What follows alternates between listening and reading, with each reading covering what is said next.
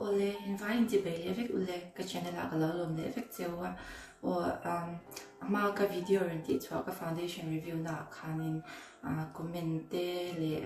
view te kha min lo ne sak lo ma khan ka lo lu tu ti kha ma se bera twan current so idu a chuan o kami video khanin I pakhatin skin care kha I runtila ti kha request kha uma tu chu zan in hianin khan request kha currently lo tin dona ka night time skin care routine kha current mu don je ni when to hey na ka kala so ni makeup ka mai ba ngai lawa sunscreen le atunga imi mo e foundation e mom de le khate le te ha ka in ringa zela hey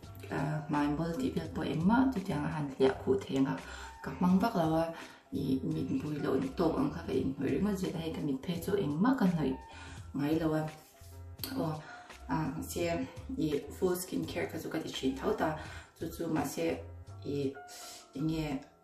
makeup tha deu ka mana skin care ka tang ka ti ang over ka zong ka ron ti don lawa za ina hian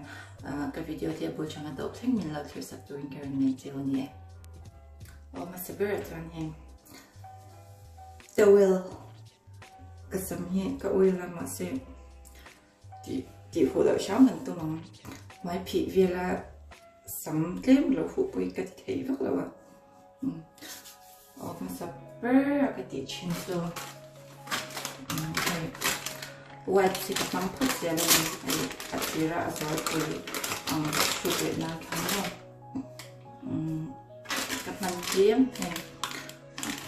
siang do no biodegradable cleansing facial wax tin ta so thì họ có mấy cái shop hot vậy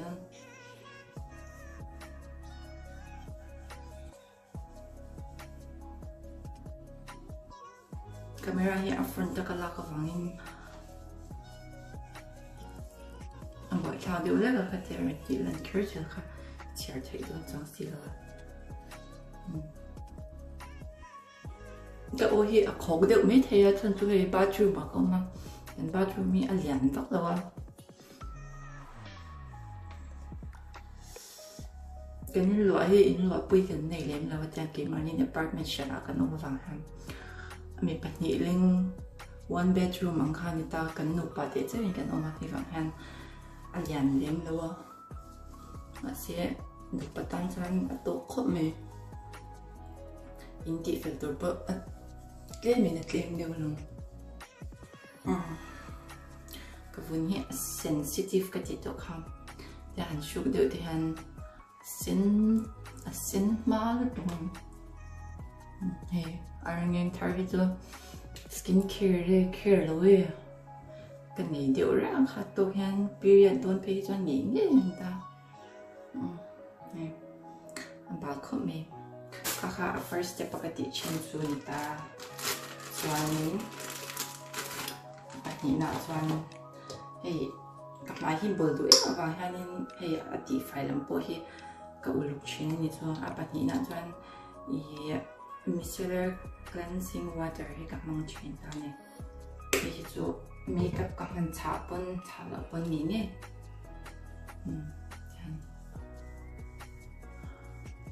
ai chụp tốt tốt là tụi người ta mà xem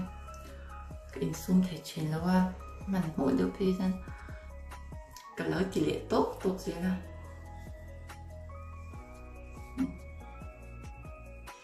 cho cái mình cái này lâu vàng nên thì tắm tóc ngay là dark circle cho cái này nó sa chụp nó là chụp được ok không việc thì tụ cái đặc sản xịn này bình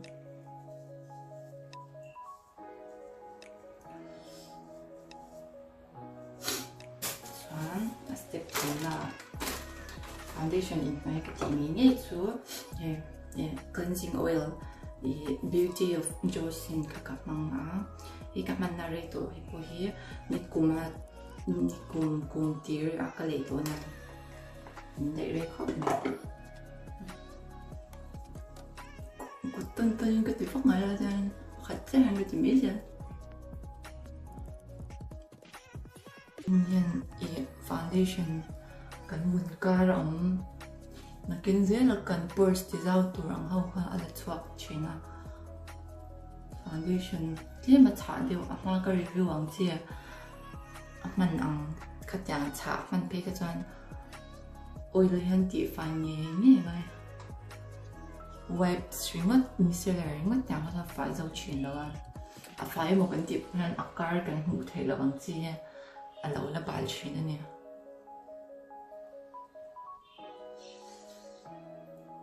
oil ka ti fai lo se hay thật chat over ang chi ka ti fai pe lo ang chi tlem te ka in noi thau ka tiang te poi han oil ka ti fai te lo za atu ka hana bol nge nge alia na mo te mo ka mai bol do lu tu ke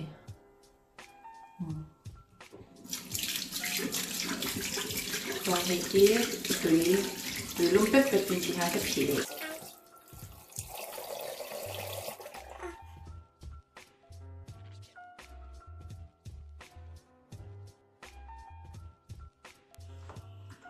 anh được lẽ cho hay face wash bằng ai các mong là hay xả luôn face wash anh chỉ thấu thôi nha thì goat milk soap thì người ta như thế nào ở thắc ở đang à thì chọn các mình là rồi bắt đầu thì mình hay có buổi khăn mình là đó à chả được là tôi còn máy hay face wash bằng ai ai không cần thủ dầu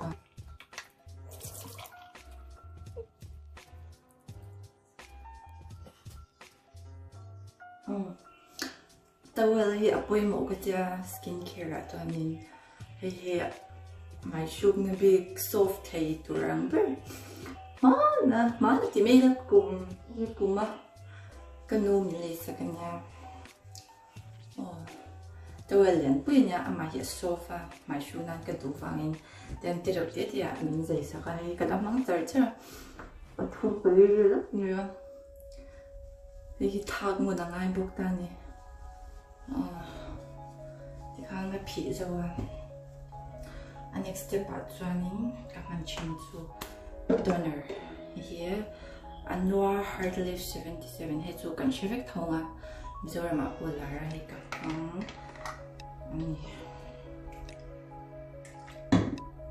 các bạn tin thì bây giờ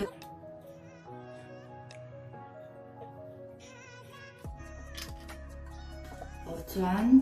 toner zo khan in chuan hei serum snail advanced chang kha hi po hi kan shave in karim advanced snail 96 mucin power essence ti hi ka phong boka hi mai boltan a cha mai sensitive tan chang ai ka phong ngai ke mai noi shim shim ge han ni ti lo ka ni lo ngai lo hi ka nga thunga ka ngai lo kha ka mang he Instagram ka ngai lo ka mang ani mel ka man hi chen ka vangi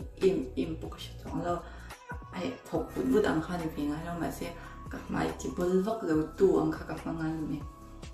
min ting lo min ti sofa ti ang kha ve vak chong lo ka mai hi a soft em glow em kha na um tak nai lo mo chuan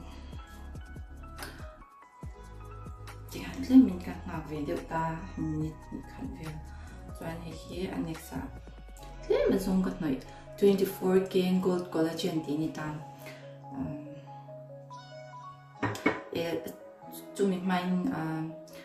giờ những cái cho anh hay toner anh là em bị serum mình gặp mong ta dần đang ạ cho anh hay dần tin gặp mong cho anh lo dần đang ạ cho anh hay này xin em mày thì gặp mong chuyện bốc ta minimalism chuan retinol minimalist thau hi ka mang boka chuanin tu zin mi ka kami de pania ka man thak chok chin ta chuan hi ka man na re vak lo kar thum li lo chawal yama hi a chang ti boka ka mang ve china a chia em phe chu ka shela wa chat na chu kala she em chang lo den tlem kan hoi thwa china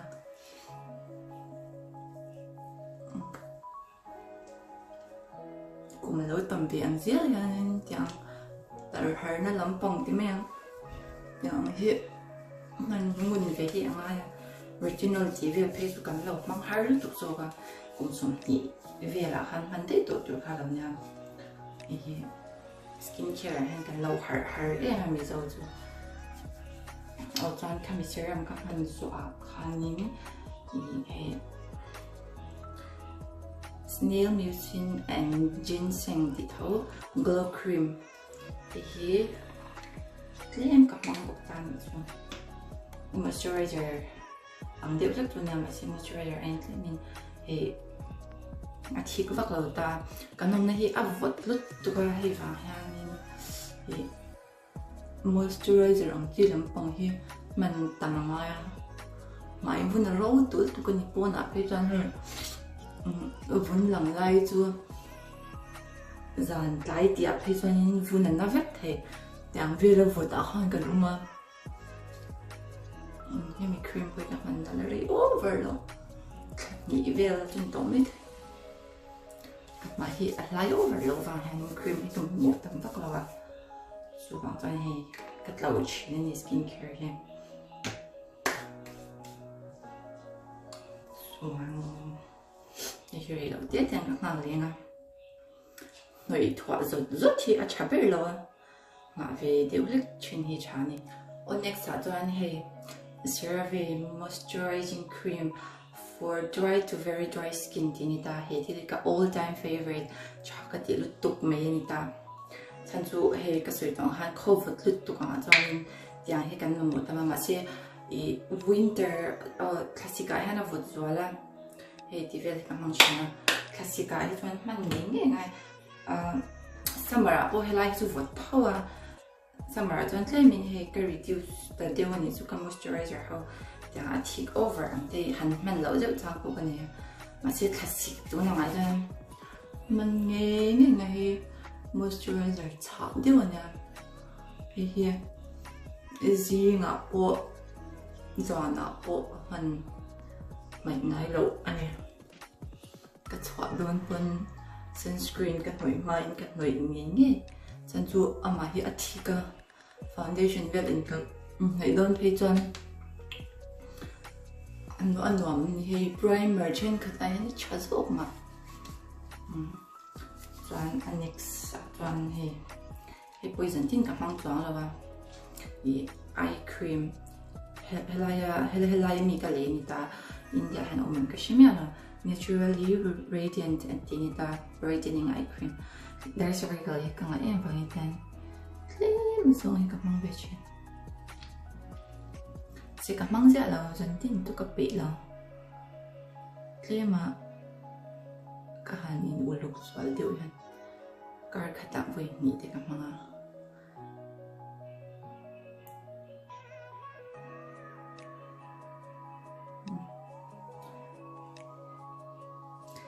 mindfulness and so like kan he tang adum ai mindful ka tang treatment ka noi china ma se tuna chuan a bol de ren thoma se pani te pakhat te tang han bol china mai tang ya treatment chen pa ka nga ten a re hun na lo re ve me mindful ti tang he ning thau mai la ma zero la yang khan ning ka ning em to la chan li bam ka nai le ai he mi dum te Grow Alchemist nha anh khơi mi nghe cái rất là hay tôi cần tuần nè